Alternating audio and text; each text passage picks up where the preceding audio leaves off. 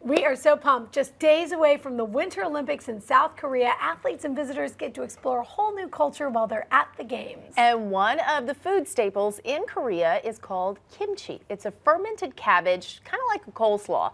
So we had a chance to make it with a professional fermenter. Professional fermenter. It's Austin Durant. He's the president of the Fermenters Club. He stopped by our kitchen, the art of making kimchi. Take a look. Okay, everybody, we are learning the art of kimchi. Austin is here. This looks very intimidating. It's really not. Okay. Fermented foods are quite simple, easy, and they're very safe. And super good for you. Very good for you. They're the original probiotics, if you will. You know, we now take these probiotics in pill form, right, but the original probiotics were found right in fermented foods that all of our ancestors used to make. And of course, this is totally South Korean. Oh, yeah. When you start talking about really a food that nation has all the time. So in the spirit of the Olympics, we're so glad that you're doing this. And you taught a bunch of people at Bridgestone how to make kimchi. That's right. Bridgestone is a Olympic partner for the Winter Games, and so they invited us in to just talk about a little bit about the Korean culture. Okay. And you can learn a lot about the Korean culture or any culture through their food.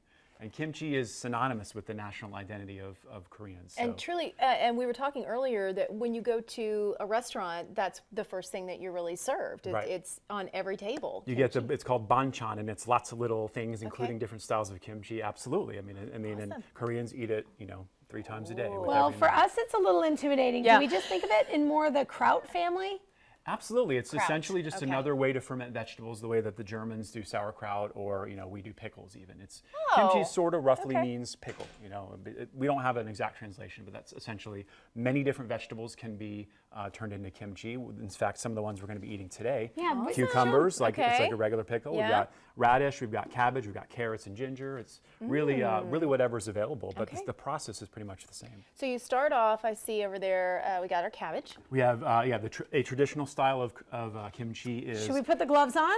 Yes, you should glove up. Okay, I'm going to be cutting. How about I cut the cabbage? Yes, and then okay. You do it. So what I'm doing is I'm just going to cut cabbage. This is Chinese or Napa cabbage into roughly about 1-inch chunks because you want the finished product to be kind of bite size. Okay. So I'm just going to give it a nice little chop. Okay. And then I'm going to take, this is actually a Korean radish. So radishes are, we've got breakfast radishes here. We've got daikon, which are the longer ones. This is an actual sweeter version that they use in Korea. So, and that's very traditional to use.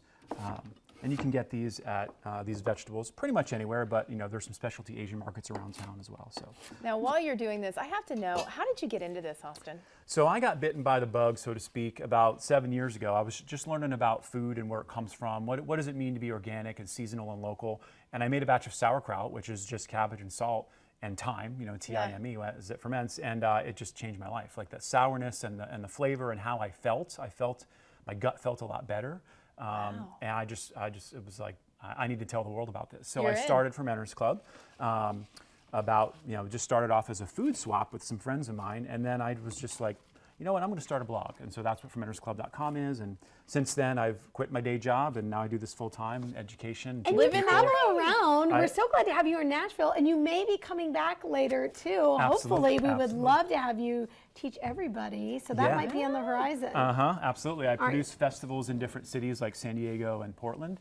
And looking at Nashville as the next town to expand to for our festivals. Love that. It's all about creating communities. Fermenters Club. Okay. So what I've done is I've chopped the vegetables and I've made a brine, which is just salt and water. Okay. And I'm going to just pour the brine over the veg. And this is actually you're going to want to soak this so that it sort of wilts and then gets a little bit of seasoned. Does that take much time? This is about 30 minutes to 2 hours. Okay. So fortunately, so do that and walk away. Do this, walk away, go work on something else, and then when it's done, it'll sort of have softened up. So in fact, behind you there, right over here, Kelly, we've got some. So if you wouldn't mind, so you saw that I kind of weighted it down as well. So now that it's here, you want to drain that out, and then we'll drain it because we don't need the brine anymore. Okay. There's a colander over Draining there. it. Meanwhile, what we're doing while we're getting those things prepped is the paste, which is I think where the action is with kimchi. So the paste is where all those really great flavors like onions and ginger, garlic. And this red pepper powder that is very traditional for making kimchi. Oh, okay. So if we're at the Asian market, you want to get this red pepper powder. You want to get the red pepper powder. I mean, again, there are other styles that other ways to make it for our recipe. We'll do that. Awesome, thank you.